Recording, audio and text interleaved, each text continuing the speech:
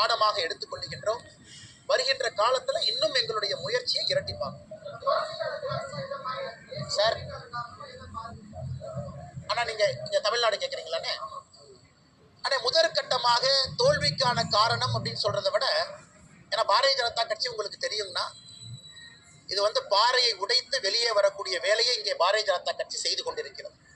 ஒரு பாறைக்குள்ள ஒரு சின்ன வேர் போகணும்னா அது எப்படி கஷ்டப்பட்டு உழைத்து அந்த பாறையை உடைச்சு அந்த வேர் உள்ள போறதுக்கு பலாயிரம் ஆண்டுகள் ஆகும். இன்னைக்கு பாரதிய ஜனதா கட்சியினுடைய வளர்ச்சி திராவிட கட்சிகளுடைய தோளில் நடக்காம முதலாக ஒரு பெரிய அளவுல தனித்து நின்று ஜெயிக்க முடியும் என்கின்ற நம்பிக்கையோடு களத்துக்கு வந்திருக்கிறோம். அதிலே நம்முடைய கூட்டணி கட்சியினுடைய பெருந்தலைவர்கள் இருக்கின்றார்கள். உதாரணத்துக்கு ராமநாதபுரத்தில் ஓபிஎஸ் நின்னாங்க, டிடிவி அண்ணன் தேனியில் நின்னாங்க, அன்புமணி ராமதாஸ் அவர்களுடைய துணைவியார் சௌமியா அன்புமணி ராமதாஸ் அவர்கள் தருமபுரி நின்னாங்க, அண்ணன் ஏசி சண்முகம் அவர்கள் வேலூர்ல நின்னாங்க, பாரிவேந்தர் ஐயா அவர்கள் பெரம்பலூர் நின்னாங்க. ஸோ முதலாக பெரிய தலைவர்கள் எல்லாம் இருக்கக்கூடிய ஒரு தேர்தலை நீங்க பாக்குறீங்க.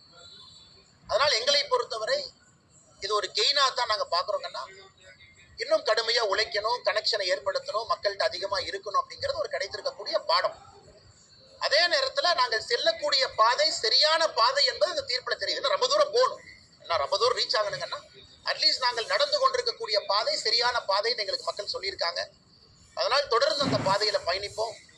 நாங்கள் இந்த பாதையை மாற்றுவதற்கோ அச்சப்படுவதற்கோ இல்ல போகக்கூடிய வேகத்தை குறைப்பதற்கோ இந்த தேர்தலில் மக்கள் சரியான பாதையில போறீங்க, சரியான வேகத்துல போறீங்க, ஆனா இன்னும் இதே நேரத்துல போங்கன்னு சொல்லியிருக்காங்க. அதை எடுத்துக்கொண்டு இன்னும் ஆக்கப்பூர்வமாக செயல்படும்.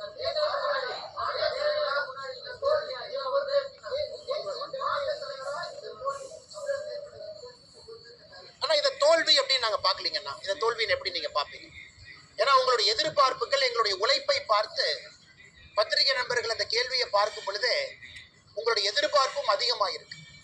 முதல்ல பாரதிய ஜனதா கட்சியை பத்திரிகையில நோட்டா கட்சின்னு எழுதுனீங்க, கட்சி எங்கேயுமே இல்லைன்னு கேட்டீங்க. என் கலைஞர் கருணாநிதி அவர்கள் பாரதிய ஜனதா கட்சி எங்க இருக்கு, அங்கும் இங்குமா ஒன்னொன்னா இருக்குன்னா, இன்னைக்கு நீங்க கேட்கிற கேள்வியை பார்க்கும் பொழுதே ஒரு மாநில தலைவருக்கு ஒரு எக்ஸ்பெக்டேஷன் வச்சிருக்கீங்க. ஓ பாஜகனா 10 சீட்டு ஜெயிக்கணும், ஓ பாஜகனா 25% வாக்கு வங்கி கிடைக்கணும் அப்படிங்கறத உங்க கேள்வியினுடைய உட்பொருள். அதான் இன்னைக்கு எக்ஸ்பெக்டேஷன்.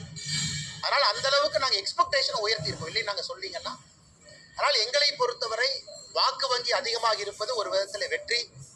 அதே நேரத்தில் உதாரணத்துக்கு கோயம்புத்தூர் எடுத்துங்க, மாநில தலைவராக போட்டியிட்டது. இதுவரை சரித்திரத்தில் வாங்காத ஓட்டு கோயம்புத்தூர்ல வாங்கியிருக்காங்க. கோயம்புத்தூர்ல அதிமுகவை பொறுத்தவரை டெபாசிட் ஜஸ்ட் வாங்கியிருக்காங்க. 16.6% டெபாசிட், 17% வாங்கி டெபாசிட் ரிட்டைன் பண்ணியிருக்காங்க. கோயம்புத்தூர்ல 10க்கு 9 எம்எல்ஏ அதிமுக இருக்கிறாங்க. அதிமுகவினுடைய கோட்டை கோவைன்னு உங்களுக்கு தெரியும். இதையெல்லாம் நாங்கள் சாதனையா பார்க்கிறோம். இதெல்லாம் எங்களுடைய சாதனை. அதே நேரத்தில் ஏற்கனவே சொன்னது போல நேர்மையான ஒரு வழியில நடக்கணும்னு நினைக்கிறோம். அதற்கு ஷார்ட் டேர்ம்ல ரிசல்ட் இல்லைன்னா கூட எங்களை மாற்றிக்கொள்ளாமல் அந்த பாதையில பயணிக்கணும்னு நினைக்கிறோம். இதையெல்லாம் வெற்றியா தான் பார்க்கணும். வாங்கியிருக்கக்கூடிய வாக்குகள் ஒரு வெற்றி தான். 3 முனை போட்டி தமிழகத்துல முதல் முறையாக பல இடத்துல நடத்தி இருப்பது வெற்றி தான். பெரிய கட்சிகளுடைய வாக்கு சதவீதத்தை கீழே கொண்டு வந்திருக்கோம், அது வெற்றி தான். அதனால் வருகின்ற காலத்துல இன்னும் கடுமையாக உழைப்போம். அதே நேரத்துல அண்ணா